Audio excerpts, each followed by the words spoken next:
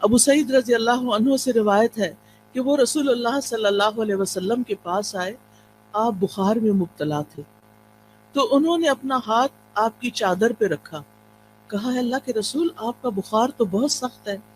آپ نے فرمایا بے شک ہمارا حال اسی طرح ہوتا ہے، ہم پر آزمائش زیادہ سخت ہوتی ہے اور ہمارا اجر بھی زیادہ ہوتا ہے، یعنی جس کی آزمائش بڑھی اس کا اجر بھی بڑھا، جس کی تکلیف زیادہ اس کا ثواب بھی زیادہ۔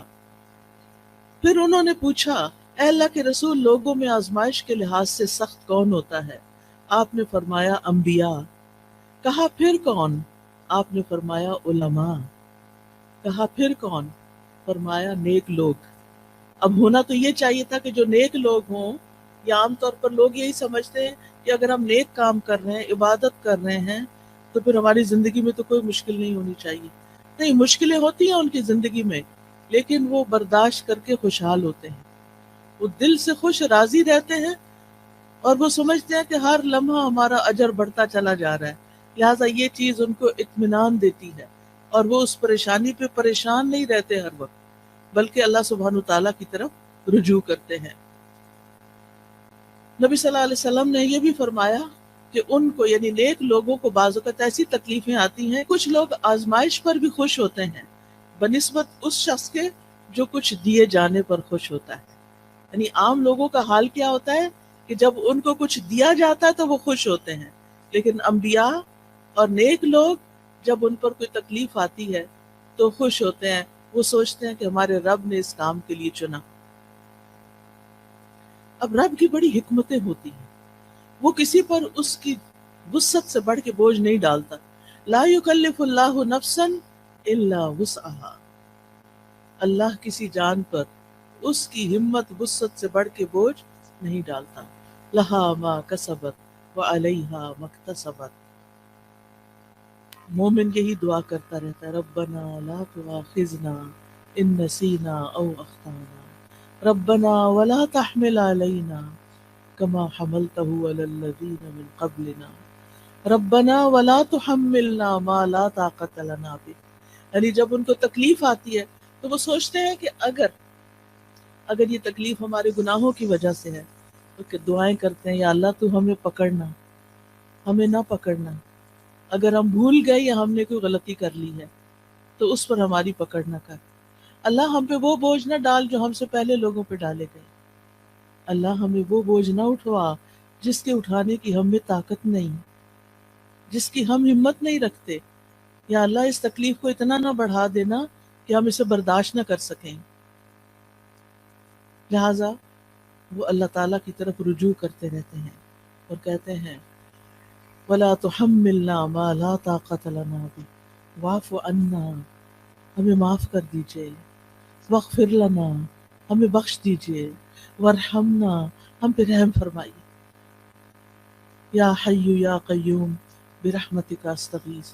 مومن پہ جب تکلیف آتی ہے، آزمائش آتی ہے، تو وہ اللہ کی رحمت پکارتا ہے، اللہ کی رحمت کے لیے دعائیں کرتا ہے۔ وَارْحَمْنَا أَنْتَ مَوْلَانَا، تو ہی ہمارا والی وارث ہے، تو ہی ہمارا مولا ہے۔ فَانْصُرْنَا عَلَى الْقَوْمِ الْكَافِرِينَ، ہمیں کافر قوم کے مقابلے میں مدد عطا فرما، ہم تیری مدد کے محتاج ہیں۔ اور اس میں آپ دیکھیے کہ اس قوم میں سب سے پہلے تو ابلیس آتا ہے، شیطان آتا ہے، جو وسوسے ڈال ڈال کے اللہ سے بدگمان کرتا ہے۔ تو یا اللہ ہمیں اس کے مقابلے میں طاقتور کر دے، تو ہماری مدد فرما، ہم پر رحم فرما۔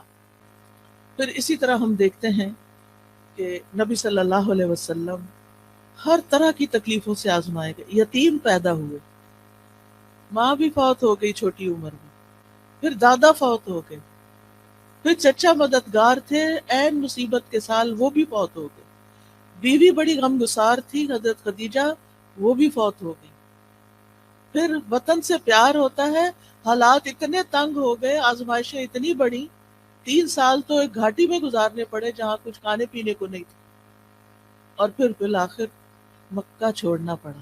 چھوڑتے ہوئے کہا ہے مکہ تو مجھے سب سے پیارا ہے، اگر تیرے رہنے والے مجھے یہاں سے نہ نکالتے میں کبھی نہ جاتا یہاں سے۔ پھر ایک نئی جگہ پر گئے، وہاں جا کر جنگیں مسلط ہوگی، ایک کے بعد ایک سال جنگ آ رہی ہے، جان مال ہر چیز کو خطرہ، خوف، پریشانی، بیماری، کون سی تکلیف تھی جو رسول اللہ صلی اللہ علیہ وسلم پر نہیں آئی؟ پھر آپ کے بیٹے بھی فوت ہو گئے، پھر حضرت ابراہیم جو چھوٹے تھے وہ پیدا ہوئے ماریہ قبطیہ سے، اور ان کی وفات پر آپ رو دیے، آپ کی آنکھوں سے آنسو گر رہے تھے۔ صحابہ بڑے حیران ہوئے کہ آپ بھی روتے ہیں۔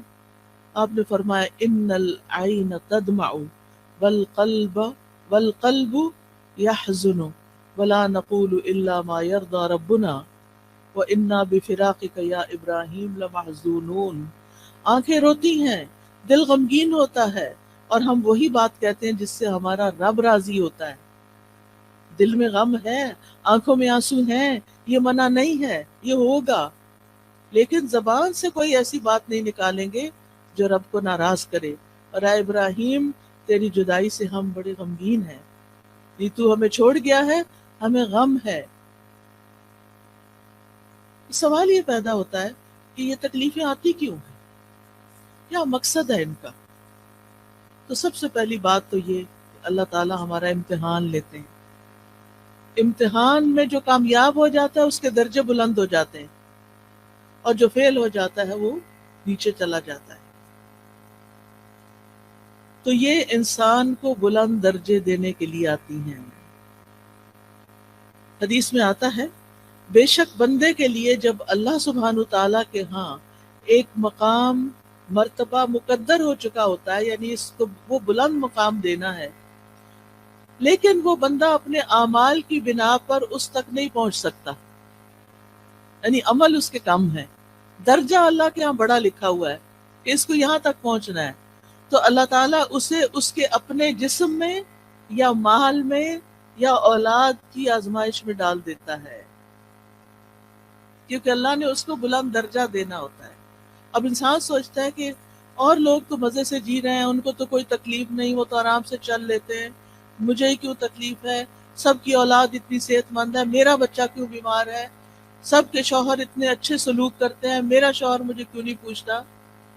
یہ دراصل آپ کا امتحان ہے، آپ اس تکلیف سے گزر رہی ہیں، یہ اللہ سبحانہ تعالیٰ کے ہاں آپ کے درجے بلند کر رہی ہے اگر آپ صبر کر رہے ہیں۔ اور پھر یہ کہ جب اللہ تعالیٰ تکلیف دیتا ہے تو جن کے درجے بلند ہوتے ہیں ان کو اللہ تعالیٰ صبر کی توفیق بھی دے دیتا ہے، حتیٰ کہ وہ اس مقام تک جا پہنچتا ہے انسان جو اللہ کی طرف سے اس کے لیے پہلے سے مقدر ہوتا ہے۔